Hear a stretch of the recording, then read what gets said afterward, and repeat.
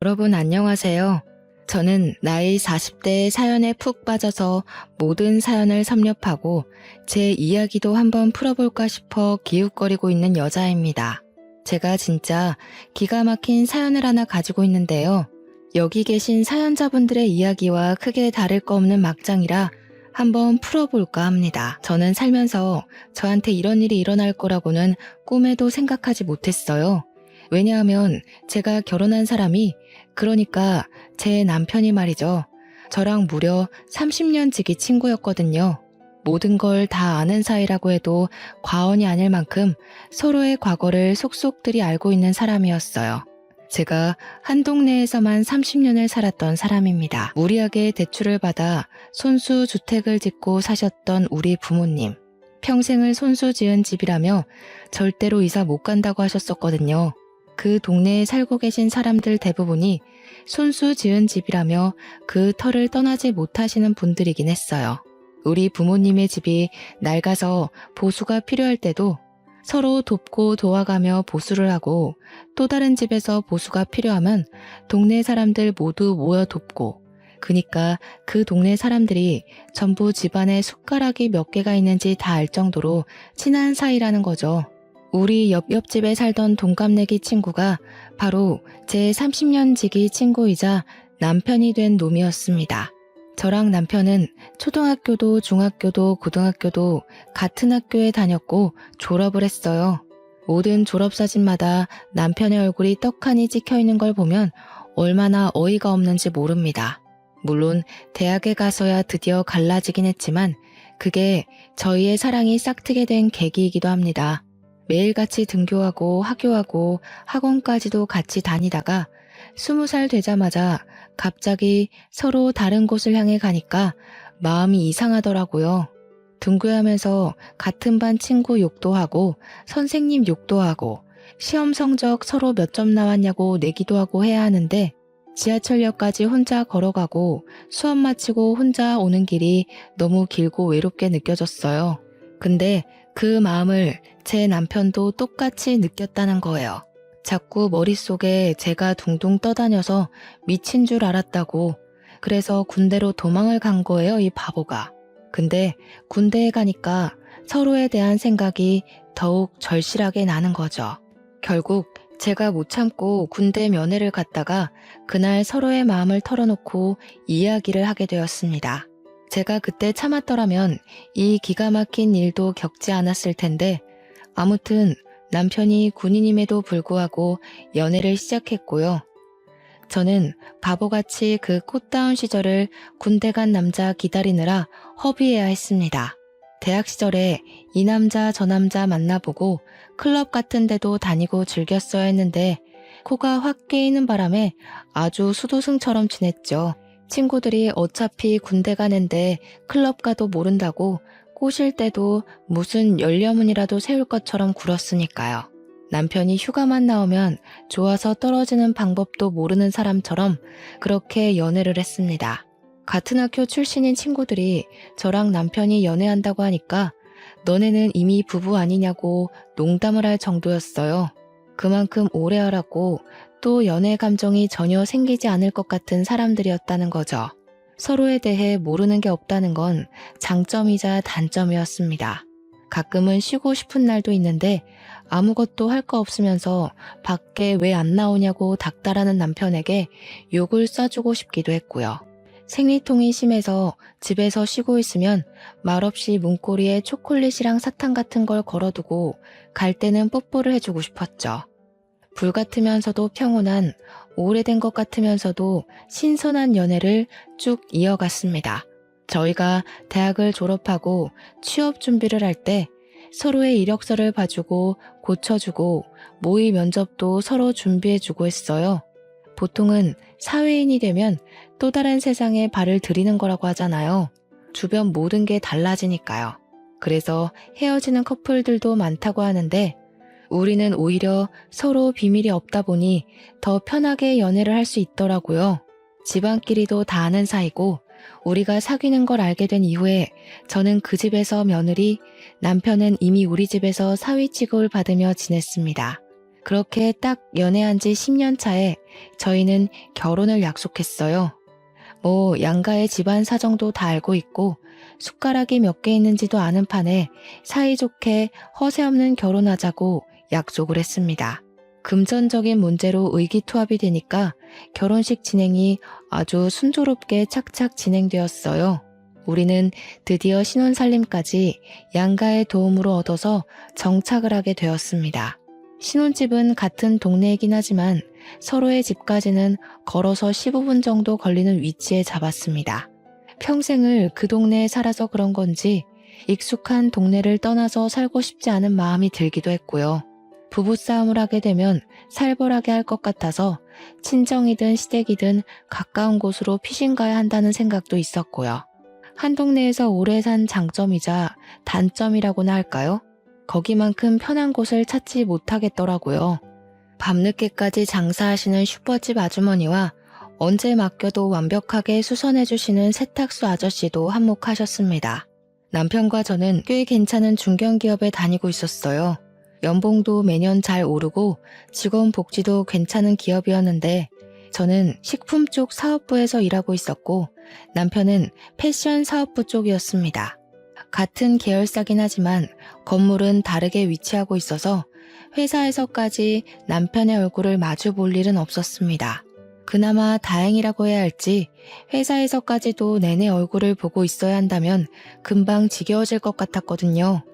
남편은 패션 사업부 쪽의 일을 매우 마음에 들어하지 않았습니다. 사실 남편이 지원했던 부서는 전혀 다른 부서였거든요. MD 쪽 일을 하고 싶어 했어요. 그러니까 매장을 돌면서 매장에 나와 있는 옷들을 전체적으로 밸런스 맞춰서 코디를 한다거나 잘 나가는 옷들을 위주로 카탈로그 작업을 한다거나 하는 그런 부서 쪽으로 지원했으나 사업부에 자리가 남아서 어쩔 수 없이 사업부로 떨어진 거죠. 매장 쪽 일과는 전혀 관계가 없다 보니 남편은 회사를 꾸역꾸역 다니고 있었습니다. 저랑 결혼하고 나서도 계속 일이 재미가 없다는 말만 반복했고 어느 순간부터는 이직을 할까 사업을 할까 하면서 허튼 소리를 하더군요. 중견기업이라 나를 알아주는 회사임에도 불구하고 배가 불러서 저런 소리를 하는 거지 하면서 제가 몇 번이나 잔소리를 했죠. 따지고 보면 우리도 이제 나이 30을 넘겼는데 이제 와서 스카우트 되는 것도 아니고 개인 사업을 하게 되면 리스크가 너무 많잖아요.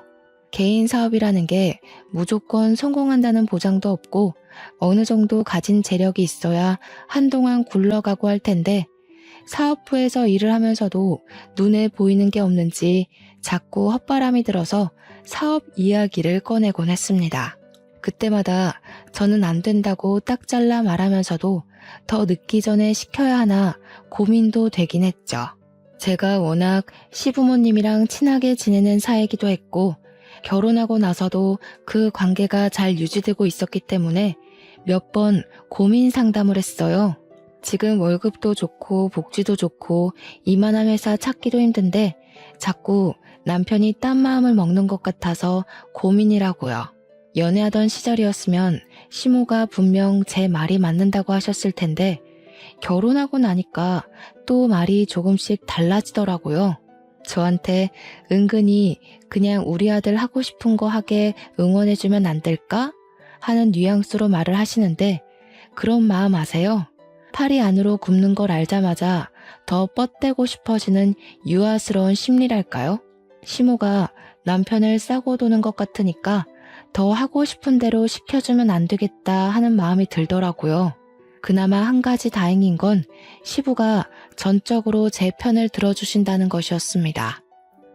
원래 학창시절부터 제가 더 똑똑했다는 거 모르냐면서 시모한테 현명한 며느리 편을 들어줘야 한다고 박박 우기셨어요.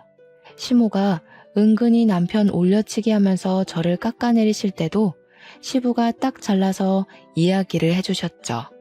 지금 며느리 말 중에 틀린 게 뭐가 있냐면서 애가 없어서 다행이지 애도 있는데 잘 다니던 회사 그만두고 사업하겠다고 했어 보라고 당장 이혼당하고도 할 말 없는 거 아니겠냐고 열변을 토해주셨습니다. 사업도 돈이 있어야 할 수 있는 거고 이직도 능력이 되어야 불러주는 곳이 있어야만 가는 거라 하셨어요. 시부 말이 틀린 게 하나도 없었죠. 시모가 구시렁대면서도 남편 편만 들 수 없는 상황이기도 했고요. 그럼에도 불구하고 원래 시자가 붙으면 다 그렇게 미련을 가지고 진상을 떨게 되는 건지 시모가 몇 번이나 저한테 따로 우리 아들이 하면서 딴지를 걸기 시작하셨어요. 물론 부모님들끼리 서로 오래 알고 지낸 사이고 친하기도 하니까 대놓고 말은 못하시고 은근히 돌려가는 듯한 말투로 이야기하시는 거 있잖아요. 우리 며느리가 사회생활을 잘하는 게 성격이 드세서 그런가? 이런 류의 말들이요. 아들이 사업을 하고 싶어 하면서도 못하는 이유가 기가 센 며느리 때문인가? 이렇게 딴지를 걸기 시작하시니까 시부한테 제가 고민 있다고 연락을 하면 아예 집이 아닌 밖으로 절 부르시더라고요. 시모 없는 데서 이야기하자 이런 뜻이었죠. 제가 또 술을 좀 하는 편이거든요. 우리 남편이나 시모나 전부 알코올이 선천적으로 잘 안 받는 체질인지 술을 안 드시고요. 근데 유일하게 또 시댁에서 술을 좋아하시는 게 시부 하나거든요. 저랑 술 마시면 재미있다면서 밖에서 만나기 시작한 이후로는 저랑 맨날 술을 먹자고 하셨어요. 물론 시부가 마시는 것도 많이 사주시고 저도 엄청 챙겨주시고 술자리도 편안해서 저도 좋다고 나가서 술을 마셨죠. 그러다 보니 시부랑 저랑 진짜 친구처럼 친해지더라고요. 어딜 가든 제 편을 꼭 들어주겠다고 손가락까지 걸고 약속을 했어요. 천군만마 든든한 아군을 얻은 기분이라 너무너무 좋았습니다. 시부가 이러나 저러나 절대로 허튼 짓 하는 거 내버려두면 안 된다고 남편한테 사업바람 들게 한 사람이 시모일지도 모른다며 들어주지 말라고 했어요. 저도 집에 와서 남편한테 똑같이 이야기를 했죠. 허튼 소리 하지 말고 지금 하는 일이나 잘하자고요. 남편이 그 뒤로 구시렁거리는 소리가 좀 줄었더라고요. 그래서 저도 안심하고 바쁘게 일을 하면서 지내고 있었어요. 새로운 식품이 론칭이 되면서 제가 하는 일이 엄청나게 늘었고 야근이 매일 있을 정도로 정신없이 지내야 했습니다. 그러던 어느 날 남편이 아주 거대한 폭탄을 던지고 말았습니다. 나 더 이상은 도저히 사업부 일 못하겠어. 나는 패션을 가까이서 알고 싶었단 말이야.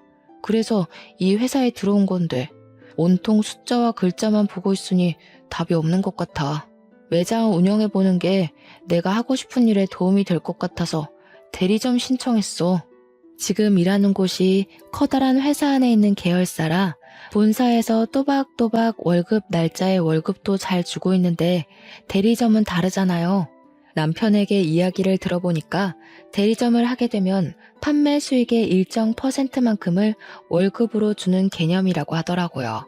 그러니까 남편이 옷을 팔아야지만 수익이 나는 거고 그 수익금으로 직원 월급까지 줘가면서 팔아야 한다는 건데 매장 위치가 어디에 있는지 알지도 못하는 상태에서 대리점 신청을 했다는 게 말이나 되는 소리입니까? 아무리 대책이 없어도 그렇지 회사에 몇 년이나 몸담고 있었으면서 그런 것도 모르고 일을 친다는 게 너무 답답했어요. 그래서 어디 위치인지는 알고 있냐고 하니까 경기도에 있는 아울렛 매장인데 우리가 생각하는 큰 규모의 아울렛은 아니라고 했습니다. 그 말을 듣자마자 매출이 쥐똥만큼도 안 나오겠구나 싶은 거죠. 제가 당장 취소하고 와라 했더니 거기서 장사했던 사람이 그러는데 매출이 꽤 잘 나왔다고 하는 겁니다. 저는 진짜 이 모질이를 어떻게 하나 싶었습니다. 장사도 잘 되는데 그 사람은 왜 접었대? 매출이 넉넉한데 굳이 장사 접을 이유가 있나? 그러니까 남편이 우물쭈물하면서 그거야 잘 모르겠는데 아무튼 괜찮다잖아 이러더라고요.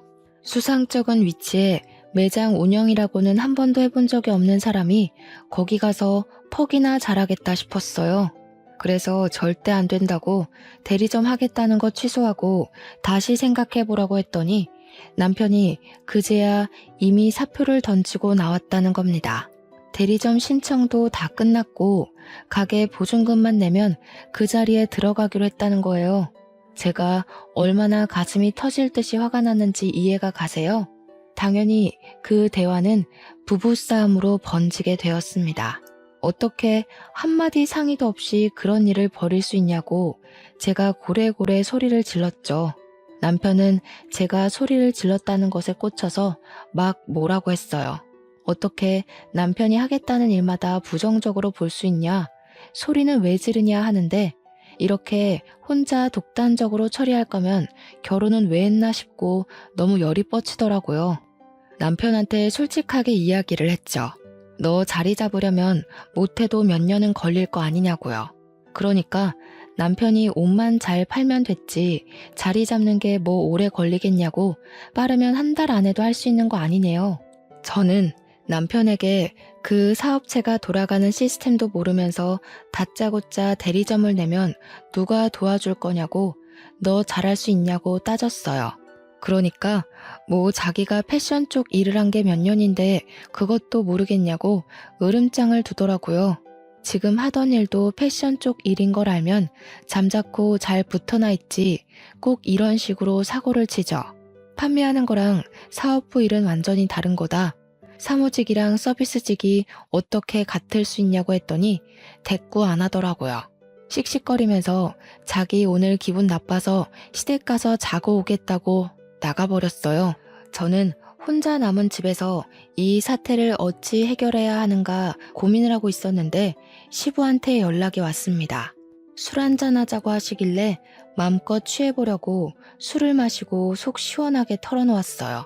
생각이 없어도 너무 없는 것 같다고 어떻게 상의도 없이 그런 일을 할 수 있냐고 하니까 시부가 되려 미안하다며 보증금은 시부가 내주시겠대요. 그래서 에라 모르겠다, 될 대로 되라 하고 손 놓기로 했습니다. 당연히 제가 결심해야 할 일은 남편이 자리를 잡기 전까지 애를 가지지 않겠다는 것이었습니다. 하지만 세상 일이 제 마음대로 될 리가 없죠. 그렇게 다짐한 지 4개월이 막 지났을 무렵 제가 글쎄 임신을 떡하니 하고 말았습니다. 물론 양가에서는 무슨 잔치라도 벌일 것처럼 난리를 떨면서 좋아하셨습니다. 저한테 은근히 틱틱거리던 시모까지도 너무 잘했다고 축하한다고 제 손을 꼭 잡으시는데 제 마음은 또 그게 아니지 않겠어요. 축하받아야 마땅한 일이지만 그러면서도 마음 한구석에 걱정이 너무 크게 되는 겁니다. 우리 아이한테 아직까지도 미안한 일이에요, 그게.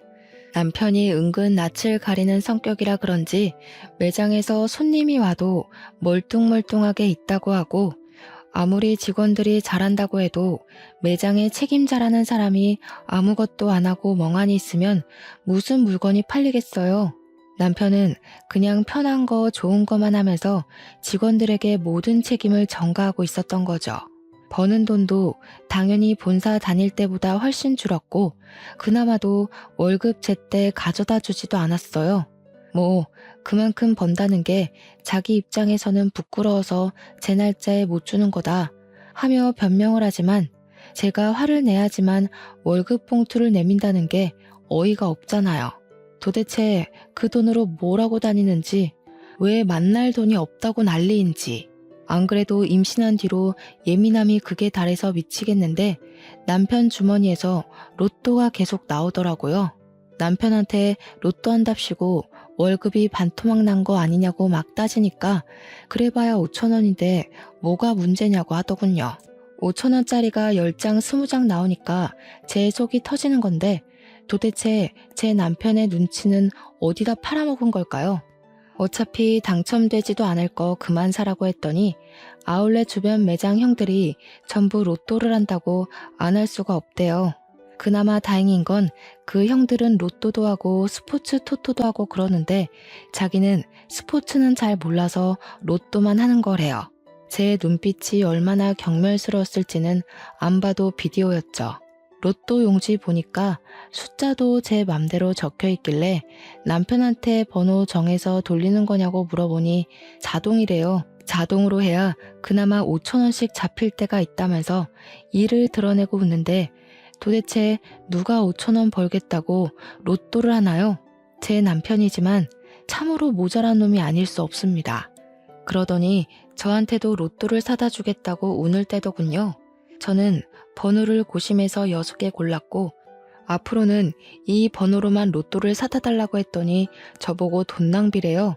진정한 로또는 자동이다 어쩐다 하면서 핀잔을 주는데 지 주머니에서 나온 로또들 보면 답 나오죠. 누가 돈 낭비를 하고 있는 건지 참나. 시간은 계속 흐르고 남편이 벌어오는 돈은 쥐꼬리보다 조금 나은 형편이었고요. 저는 애를 어찌 키워야 하나 정말 막막함에 어쩔 줄 몰라 하고 있었습니다. 육아휴직을 내는 순간부터 우리 세 식구의 생활비를 어떻게 감당해야 할지 고민이 되었어요. 임신해서 먹고 싶은 것도 다 먹고 하고 싶은 것도 다 하고 휴식도 취하고 여유를 누려야 하는데 제 머릿속은 온통 부정적인 생각만 가득했습니다. 오죽하면 사람들이 임신한 이후부터 사람이 더 시커매진 것 같다고 혹시 우울증이라도 온 거 아니냐고 걱정할 정도였어요. 회사 사람들도 이 정도면 육아휴직 모르고 차라리 일을 하는 게 더 낫겠다고 농담을 던지기도 했고요. 철없는 남편이랑 살아본 적 없는 사람들이라 제 고충을 모를 것 같아 입을 열 수도 없었습니다. 거기다가 우리 집 남편 놈은 점점 수상한 행동을 하기 시작했어요. 제가 임신하고 6개월 차에 접어들어가니까 아무리 그래도 배불뚝이가 되더라고요.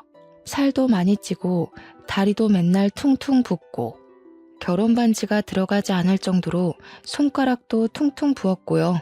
몸이 정말 너무 힘들고 허리도 하루 종일 시큰거리고 기침만 하면 갈비뼈가 부러질 것 같은 고통이 일더라고요. 제가 오죽하면 임신하고 나서부터 세상의 모든 어머니들을 존경하기 시작했다니까요. 처음에 임신했다고 했을 때는 발이 땅에 닿으면 죽는 사람처럼 저를 대접해주고 귀하게 여겨주더니 시간이 지날수록 점점 사람이 저한테 관심이 없는 겁니다. 스트레스 때문에 이거 먹고 싶다 하면 나가서 사 먹어, 배달시켜 먹어, 이러질 않나. 저보고 가뜩이나 살쪄서 곰 같은데 더 먹고 얼마나 더 찌려고 그러냐고 스트레스를 더 주더라고요. 이게 남편이 맞는지 혹시 원수는 아닌지 그런 생각이 들었죠. 맘카페 같은 데 올려보니까 오랜 친구 사이 같아서 사랑이 아닌 정으로 살고 있는 거 아니냐고 하는데 저희가 오랜 친구 사이는 맞잖아요. 이 사람이 정말 이제 더 이상 나를 사랑하지 않는 건 아닐까 하는 생각이 들었습니다. 그런데 더더 의심 가고 수상한 행동은 말이죠. 저에게는 세상 무관심한 사람이 행색은 엄청 번지르르하게 하고 다닌다는 거였어요.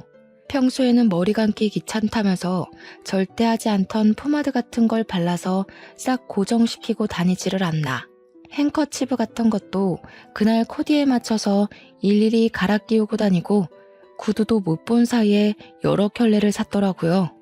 예전에 학창시절 때부터 우리 남편이 한 가지에 꽂히면 그것만 신던 놈이라 신발은 정말 딱 한 켤레만 사서 신던 놈이거든요. 그런데 뭐 기분에 맞춰서 로퍼를 신어야 되니 윙팁이 어쩌니 하면서 못 알아들을 소리만 하는데 이런 꼴을 보고도 의심하지 않을 여자가 있을까요? 거기다가 인터넷에 보니까 마누라 임신 기간에 남자들이 바람을 제일 많이 핀다고 하대요. 저도 워낙 돌려 말하는 성격은 아니라 신이 난 남편한테 너 바람 났니? 하고 물어봤어요. 그러니까 남편이 갑자기 딱 정색하면서 무슨 그런 소리를 하냐고 기분 나쁘다면서 출근한다고 나갔습니다. 뭔가 티나게 어깨도 굽고 갑자기 정색하면서 아니라고 하는 게 오히려 더 의심 가고 믿음이 전혀 안 가는 거죠.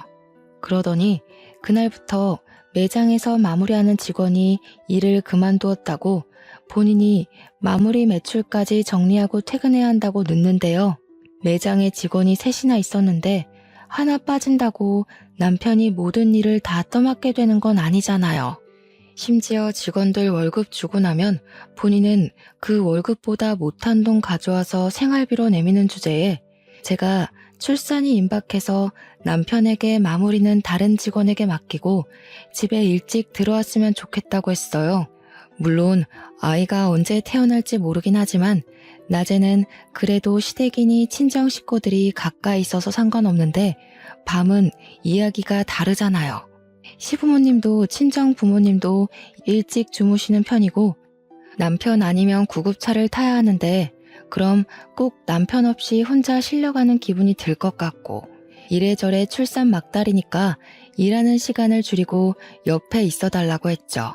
그랬더니 남편이 저한테 자기가 돈을 많이 벌어야 애도 키우고 하지 않겠냐는 겁니다. 그런 마음이 있었으면 애초에 사표를 던지지 말았어야 하는 거 아닌가 싶었지만 싸움하기 싫어서 입 밖으로 꺼내진 않았습니다. 저한테 그 정도는 이해해주라고 제가 육아휴직을 내면서 생활비도 모자란데 2배는 더 벌어야 하지 않겠냐고 하더군요. 그런데 아무리 바빠도 제가 출산하는 날에 병원을 와야 하는 거 아닌가요? 진통이 시작돼서 결국 구급차 타고 산부인과에서 보호자 연락을 받은 양가 부모님이 죄다 오셨는데 남편만 오지 않았어요. 제가 진짜 너무 어이가 없어서 진통을 하는 내내 눈물이 막 나오더라고요. 아프기도 하고 서럽기도 하고요. 오죽하면 우리 아들 하면서 챙기는 시모도 우리 부모님 앞에서 어쩔 줄 몰라 하더라고요. 의사도 간호사도 남편분 찾는데 이 원수는 일이 바쁘면 얼마나 바쁘다고 마누라 출산하는 날 나타나지도 않는지 조리원에 가서도 진짜 많이 서운했어요. 다른 남편들 7시면 퇴근해서 조리원으로 찾아오는데 우리 남편은 밤 11시나 돼야 슬슬 기어 들어오는 겁니다. 너무 늦게 오니까 조리원에서 문단속 하시는 분들이 불편해하고 신랑분이 너무 늦게 오신다고 하는 게 그게 다 구박처럼 들렸어요. 남편이 늦게 오니까 애도 못 보고 프로그램 참여도 못하고 제가 진짜 서운했어요. 남편이라고 일주일에 7번 출근하는 건 아니지 않겠어요. 쉬는 날에 조리원 프로그램 좀 참여하려고 했는데 쉬고 싶다면서 집에 가버리는 거예요. 조리원에 저 혼자 두고서 쉬고 싶다고 가버리는데 너무 어이가 없었습니다. 조리원 퇴소에서는 더 막장이었어요.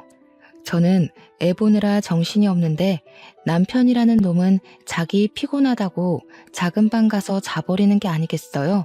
저는 울고 보채는 애 달래고 놀아주고 안아주고 하느라 정신이 없는데 회식이 있었다면서 술을 먹고 들어오질 않나 저한테 주는 건 로또 한 장이 끝이었습니다. 저한테 미안하다는 소리 한마디 없었어요. 엄청나게 짜증나고 서운하고 저는 애 돌보는 기계가 된 느낌까지 받고 이게 바로 산후 우울증이라는 사실을 몰랐습니다. 아기를 한 6개월쯤까지 키웠을 때 우리 부부는 거의 대화를 하지 않게 되었어요. 저도 집에서 육아휴직을 내고 애만 보고 있었고 남편은 쥐꼬리 월급 가져다 주면서 생색은 엄청나게 내고 집에서도 핸드폰만 보고 있으면서 계속 뭐가 좋다 싫다 했는지 아이씨 이랬다가 아싸 이랬다가 난리도 아니더라고요. 그래서 너 뭐 하냐고 제가 핸드폰을 확 뺏어서 화면을 살펴보았습니다. 그러니까 이 미친놈이 불법 사행성 토토 같은 거를 하고 있더라고요. 제가 놀래서 이게 다 뭔가 하면서 이것저것 눌러보니까 만지지 말라고 저한테 소리를 치는데 충전 내역이 딱 뜨더라고요. 충전 금액이 무려 500만 원이나 되는 겁니다. 저한테 돈 못 벌었다면서 월급 엄청 조금 가져다 주던 게 알고 보니 토토하느라 돈을 써서 조금밖에 못 주던 거였어요. 제가 그 사실을 알고 얼마나 큰 충격과 배신감을 느꼈을지 상상은 가십니까? 충전 내역을 살려보는데 여태 쏟아부었던 돈이 몇백이 아니라 몇천 단위까지 올라가더라고요. 애까지 낳은 마당에 사행성 도박에 빠져서 이 정도 돈을 쓰다니 진짜 생각이 없어도 너무 없는 거죠. 제가 열이 받아서 수입이 도대체 얼마나 되는 거냐고 정확하게 말해보라고 했더니 모른다고 딱 잡아떼는 겁니다. 네가 버는 돈인데 모른다는 게 말이 되냐고 솔직하게 말을 하라고 했는데 계속 어물쩍 넘어가더라고요. 이대로 넘어가면 이 남편놈이 원하는 대로 흘러가는 거라는 생각이 들어서 월급 통장을 찾았습니다. 월급 통장이 구석에 통장 정리 한 번 안 된 상태로 있길래 은행으로 달려가 통장 정리부터 했습니다. 그랬더니 진짜 가관이더라고요. 저한테 생활비라며 가져다 주는 돈이 월 150에서 200만 원 정도 되었거든요. 그게 자기 용돈 빼고 주는 거라면서 저한테 약간 모든 돈을 다 맡긴다는 식으로 생색을 냈었는데 월급 통장에 들어오는 돈이 평균적으로 500만 원 정도 되더라고요. 많이 들어오는 달에는 700만 원, 800만 원도 찍혀 있었어요. 저는 정말 애 키우면서 기저귀도 아껴 쓰고 식비도 허리띠 졸라매면서 식단 짜서 먹고 있었는데 얼마나 어이가 없고 속이 상했겠어요. 저는 참을 수 없는 배신감에 시부한테 이 사실을 모두 알렸어요. 그래도 집안에서 유일하게 제 편을 들어주는 사람이 시부뿐이었기 때문에 저도 별다른 선택지가 없기도 했죠. 그랬더니 시부가 집까지 찾아와서 남편을 붙잡고 소리를 질렀습니다. 어디 할 게 없어서 애까지 있는 놈이 도박을 하냐고 당장 손모가지를 자르겠다고 아주 난리가 나셨습니다. 옆에서 보고 있던 저도 가슴이 쫄려서 콩닥콩닥 할 지경이었으니까요. 뒤따라온 시모가 시부를 막 말리고 남편도 평소에 시부를 무서워했던 터라 잘못했다고 빌면서 울고불고 하는데 가관이더라고요.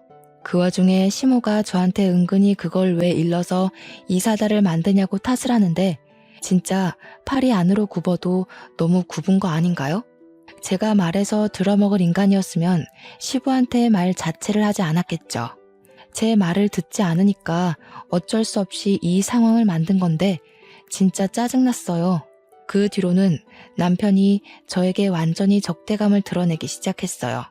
부부 사이가 원활하지도 않았고 사행성 토토를 제가 시부에게 알린 이후로 저희의 감정의 골은 더욱 깊어질 수밖에 없었죠. 제가 무슨 말만 하면 틱틱거리면서 저를 깔보고 무시하기 시작했어요. 여자가 복직해봐야 돈을 벌면 얼마나 벌고 승진을 하면 얼마나 하겠냐면서 자기가 벌어온 월급으로 살아야 할 건데 왜 그런 걸 시댁에 가서 일러냐 이런 거죠. 제가 눈이라도 치켜뜨면 또 시부한테 가서 이럴 거냐고 비아냥거리는데 저희가 또 30년 지기 친구잖아요. 서로 말이 곱게 나가질 않는 거죠.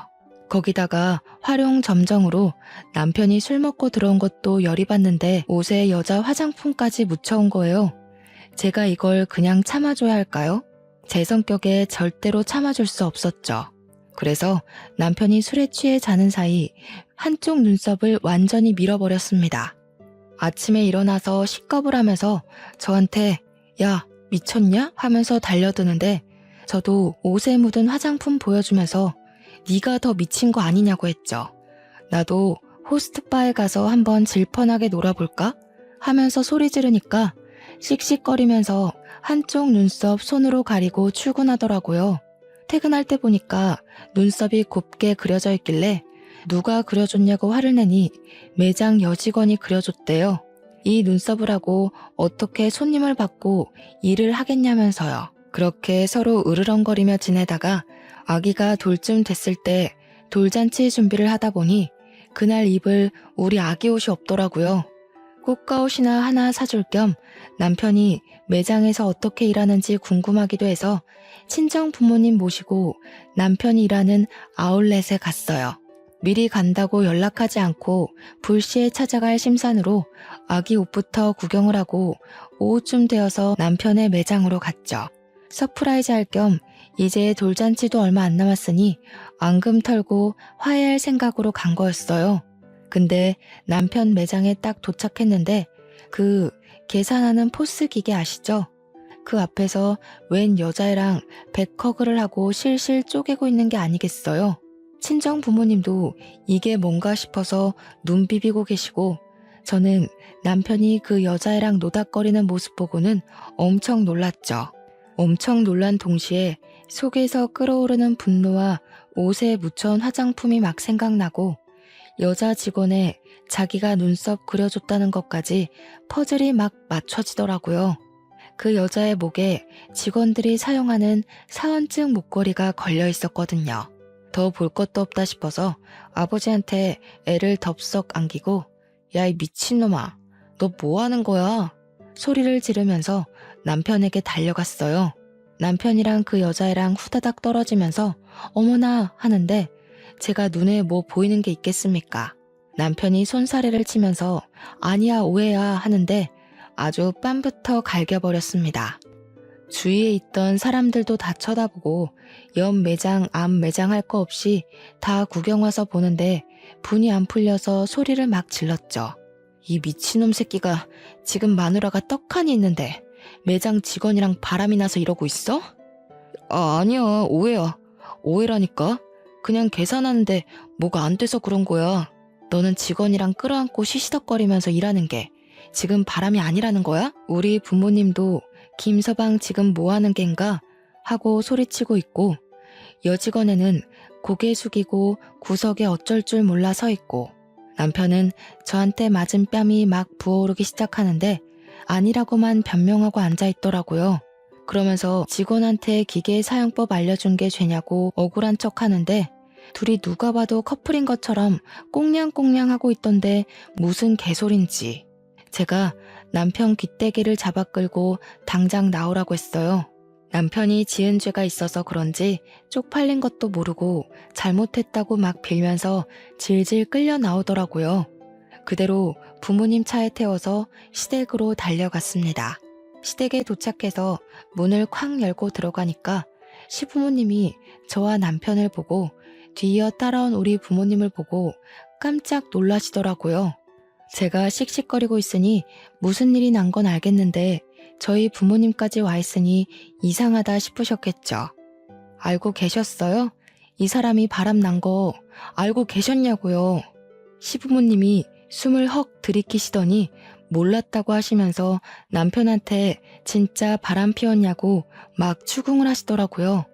남편이 아무 소리도 못하고 죄송합니다, 잘못했어요 하는데 우리 부모님은 김서방이 그럴 줄 몰랐다고 가슴을 쾅쾅 치시며 분노하시고 있고요. 그러니 시모가 저한테 쓱 이야기를 하는 겁니다. 아니, 평소에 집에서 애를 얼마나 구박을 했길래 애가 바람을 피우고 그러겠어. 우리 아들 뺨은 또 왜 이러고? 네가 때린 거니? 애 얼굴을 무식하게 왜 때리고 그래 정말? 저는 당연히 할 말을 잃었죠. 바람 피운 게 누군데 제 탓을 한단 말입니까? 평소에 제 편만 들던 시부는 아이가 떡하니 저희 부모님 품에 있는데 담배만 뻑뻑 피워대시고요. 세상에 너무나도 실망스럽더라고요. 아니, 얘기 들어보니까 우리 애가 오해라고 하는구먼 뭘.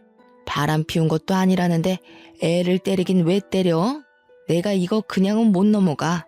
이혼해 너네. 시모가 되려 큰 소리를 치니까 기가 막혔죠. 남자가 사회생활하다 보면 한 번쯤 실수도 하고 그런 거 아니겠습니까? 어차피 지금 며느라가 복직도 못할 텐데 그냥 눈 딱 한 번 감고 넘어갑시다. 결정적일 때 팔이 안으로 굽는 걸 경험하게 된 거죠. 그래서 제가 그 여자 불러보라고 했더니 남편이 걔는 어려서 아무것도 모르는 애라고 하더라고요. 지금 누가 누구 앞에서 그 여자 편을 든답니까? 나랑 이혼하는 건 둘째치고 걔 이야기도 들어보자고 당장 데려오라고 난리법석을 떨었습니다. 그랬더니 남편이 그 여자애는 죽어도 못 부른다고 차라리 이혼을 하재요.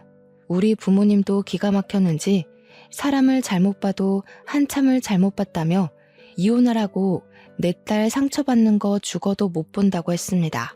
제가 남편 보고 짐 싸서 너네 집 가라고 하니까 군소리 없이 짐 챙겨서 시댁으로 가더라고요. 저도 이혼하기로 완전히 마음 굳혔고 30년 지기 친구고 나발이고 정말 하나도 소용없더라고요. 며칠 뒤에 이혼 서류 싹 작성해서 시댁에 들고 갔더니 집안에서 하하호호 웃는 소리가 막 들리는 겁니다. 누구 속은 다 뒤집어졌는데 자기들끼리 재미있는 일이라도 있나 보지 싶어서 비밀번호 열고 들어갔더니 거실에서 삼겹살을 구워 먹고 있더라고요. 가운데에 떡하니 그 상간녀인 매장 여직원까지 끼워서요. 저보고 다들 얼음처럼 굳었는데 너무 화가 나니까 사람이 차분해지고 웃음이 나더라고요. 그대로 달려가서 프라이팬을 뒤집어 엎었습니다. 그러니 다들 삼겹살 기름이 튀어서 막 소리 지르고 벌떡 일어나서 난리도 아니었어요. 그 가운데에 이혼 서류를 던지고 이혼하자고 했죠. 유부남 꼬셔서 바람 피운 너도 참 답 없다. 너도 이 새끼 도박쟁이인 건 알고 만나니? 아님 너도 같이 도박해? 다들 저한테 뭐라고 한 소리 하는데 다 무시하고 시댁을 나왔습니다. 며칠 뒤에 이혼 소장 접수됐다고 연락이 오더라고요. 저도 재판기일까지 집을 정리하고 친정으로 돌아왔고요. 신혼집은 팔아서 반반 나눴습니다. 원래는 시부가 사준 집이었는데 재산 분할 소송하겠다고 하니 유책 배우자가 남편이라 돈을 더 뜯길 것 같았는지 딱 반 나누자고 하더라고요. 그걸 받아서 친정와서 애 키우는데 보태 쓰고 있었습니다. 이혼하고 6개월이 지나서 복직 준비도 하고 지냈는데 옆집에 전 남편이 살고 있으니 여간 불편한 게 아니었어요. 그러던 와중에 사뒀던 로또가 생각나서 아무 생각 없이 로또 번호를 맞췄는데 아니 글쎄 제가 1등에 당첨이 되었다고 떡하니 뜨는 게 아니겠습니까? 제가 너무 놀라서 이게 꿈인가 생시인가 구별이 안 가서 친정 부모님께 보여드리니 진짜 1등이 맞는다는 겁니다. 저는 떨리는 마음으로 로또를 바꾸고 바로 동네에서 제일 최근에 지어진 아파트를 계약했습니다. 그러고는 이사 준비를 하는데 저희 집이 분주하게 이사 준비를 하니 은근슬쩍 전 시모가 집 앞을 서성이며 저한테 이사 가냐고 물어보더라고요. 똥이 무서워서 피하나요? 더러워서 피하지. 제가 로또 1등이 당첨됐거든요. 그래서 저희 신식 아파트로 이사 갑니다. 로또 1등이 당첨됐다고? 예, 그것도 재산 분할 들어가야 하는 거 아니니? 이혼하고 당첨된 건데 왜 재산 분할 대상이 되겠어요? 그 전에 당첨됐는데 속인 거 아니고 내가 변호사 찾아가서 물어본다. 그러시든가. 그 뒤로 무슨 콩고물 떨어질까 싶어서 우리 집 앞을 기웃기웃하는 것을 동네 슈퍼 아줌마가 너네 아들이 바람 피워서 이혼까지 했다면서 무슨 미련이 있어 여기서 서성이냐고 쫓아주셨어요. 동네 창피하게 그런 소리 한다면서 얼굴 가리고 도망가시는데 속 시원하더라고요. 나중에 이사가고 한참 지나서 슈퍼집 아줌마가 집에 놀러 오셨다가 이야기를 전해주셨는데 전 남편은 도박 못 끊었대요. 월급은 들어오는 대로 죄다 날리고 돈은 없고 빚만 늘어나니까 상간녀도 헤어지자고 도망갔다고 하대요. 시모는 동네에 아들 바람 피운 거 죄다 소문내서 쪽팔려서 못 살겠다고 난리고 시부는 돈 없는데 이사를 갈 수도 없고 미치겠다고 맨날 술만 드신대요. 저랑 이혼하고 아주 집안 꼴이 말도 아니죠. 이래서 인과응보라는 게 존재하는 건가 봅니다. 저는 무사히 복직을 했고 남들보다 더 열심히 노력한 덕분에 승진도 했어요. 한 우물만 깊게 파다 보니 제 능력을 인정받는 날이 이렇게 찾아오곤 하네요. 벌써 우리 아이는 말도 곧잘하고 아빠의 부재를 잘 받아들이고 지내고 있습니다. 언젠가는 좋은 사람 만나서 우리 딸에게 꼭 필요한 아빠를 만들어주고 싶은 마음도 있어요. 새로운 사랑이 찾아오는 그때까지 열심히 보면서 기다리겠습니다. 여러분도 그때까지 가정의 평화를 잘 지키시고 바람 피우는 놈은 절대로 봐주지 마세요. 제 이야기는 여기서 마치겠습니다.